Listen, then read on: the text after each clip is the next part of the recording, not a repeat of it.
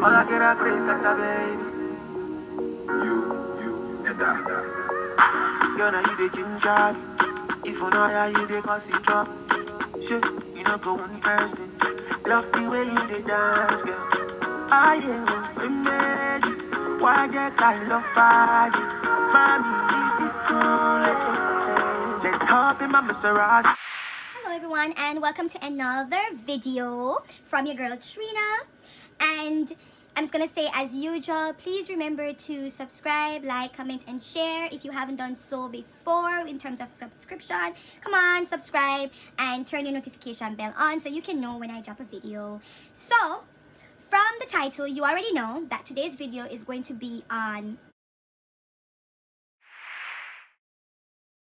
migrating to Canada as an international student. There are many ways you can migrate to Canada, and those I will cover in other videos, but today specifically it's going to be a part 1 of the series of migrating as an international student. So before I go any further, I just want to put out the disclaimer, and this is it. I'm not an immigration officer by any means. I'm just a simple girl from Jamdown, and I went through the process of migrating as an international student. And so I'm just going to share with you some of the things that you're going to have to do, okay? And some of the things that possibly can help you in this decision if this is for you. Okay? So it's really simple. Pretty much, if you decide that you want to study in Canada, you need to know that it's very big, and we have 13 provinces and territories, right? So here you can see 13 provinces and territory, and what you'll do, you just do a simple Google search and you type in provinces in Canada, and you'll get a list like this that you see here. And from this list, you can look at each province individually to decide or to make your decision. Okay, and your decision can surround many different things. It could be that you're looking at weather. It could be that your decision could be based on a family member living in that region, which is really smart, because if it's somebody that you get along with, somebody that can help you, it's really good, because if you could stay with that family member while studying, then it's gonna take a little bit of the the expense of you. Okay, so that's another factor you can look at. Family. I'm going into this region because I have family. I have a support mechanism in that area. So that's a factor. Your factor could be that you, as I said before, I said weather. So you're looking at, okay, I got a very, very cold province like Manitoba and so on, because it's just a little bit too much for you. Or it's probably too quiet, because you'll find province like Manitoba and like Saskatoon and so on that are not as upbeat as Ontario. That's where I'm in. All right, I'm in Ontario. I'm in Toronto. So upbeat be a factor that you're going to look at. So when you have decided the province that you'd like to go into, then you take that province. Say for example Ontario. So let's use Ontario as an example today. All right, so you decide you're going to come to Ontario. Ontario is very big also, so your search is just you just narrow it down from the 13 to 1, and now you're going to have to do a further narrow. How you go about that now, I would say, or the suggestion I would make would be this. You type in on Google pretty much what you see here. You type in universities and colleges in Ontario, and then you're going to have a list, right? And so from this list, you're going to take the time out to research. You can take a time out to look at what each in university and college is they're representing, what they're offering. Okay, so that's a way you can go about that. So maybe in doing your research, you can type in what you want to study specifically, and type in what are the best colleges and university if I want to study HR. You know what I mean? Something like that, to narrow down your search. Ideally, when you get to that point, when you say, okay, I like these particular colleges or universities, right? I'm gravitating towards these. Then your next step would be that you're going to do your thorough research on the ones that you have narrowed yourself down to, and then just applying to them, looking at the eligibility, looking at the requirements. When I say requirements, it could be that to get into some colleges or universities, they require you already to have a degree. You need to look at it, find out what is it that you need, what's going to make you eligible, right? Or legible. Yeah, what's going to make you legible God, how make me can't pronounce that word there. to get in. Once you look at the requirements, once you see that you fit into it, it's for you, it makes sense, you know for a fact that yes, you cover these things you cover, then you make your application. My mother always tell me, say, don't put all your eggs in one basket. So I'm going to implore you to apply for as much as possible, right? When you have done that, you have sent out your application, it's kind of out of your hands at this time. So you're just kind of waiting to see who will respond to you. Did I get in? Now, as I said, if you met the requirements, I want school saying to you, okay, you have been accepted, yada yada yada. Say you have several schools that have accepted you, you're gonna look at it again and then make your decision. Then you're going to respond to that school in email to say that you accept their you accept it. Okay, you accept it. And they're going to send you, it's going to become a back and forth between you and that particular school. You're going to have somebody, an advisor, or someone who's assigned, or someone you can reach out to ask questions and so on. They're going to send you the emails and tell you what is it that you do next. So off the top of my head, because guys, it has been a little while, but off the top of my head, I know for sure that they're going to send you some information, and the information is going to regard you to take action, such as, because you don't get the visa yet, you only get the acceptance letter, which you're going to use to apply for the visa, right? So some schools will require you to pay a deposit. A deposit is going to be, required.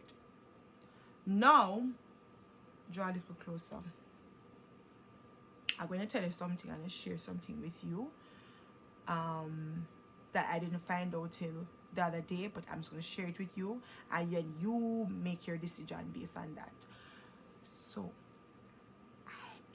I meet somebody who tell me, say, me can't whisper, say, they never pay any deposit till they reach, and then you get visa, whatever. So you can decide if you want to try your luck. Now, let me tell you why I decided to pay my deposit. Now, listen, you see, the people them who went before us, they have tarnished the process.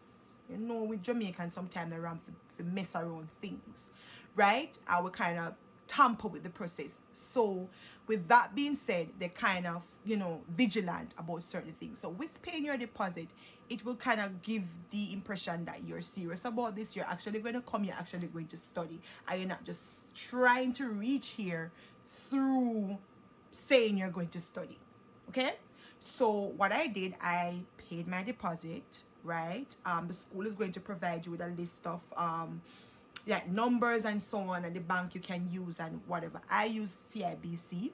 So CIBC, I know CIBC and Scotia might be the ideal two banks that you're gonna probably work with, because they're here in Canada. So the ideally would be the two bank you can work with, right? Don't quote me, but yes. So you make your payment, and that way you're given a receipt. So when you actually make your application, you have that, and that kind of strengthens your case. Now, you're going to need, if you're applying online, you're going to need to create a CIC account. No, it's very simple. Now listen, you're going to go to Google, which all of us are familiar with. Go to Google and type in CIC,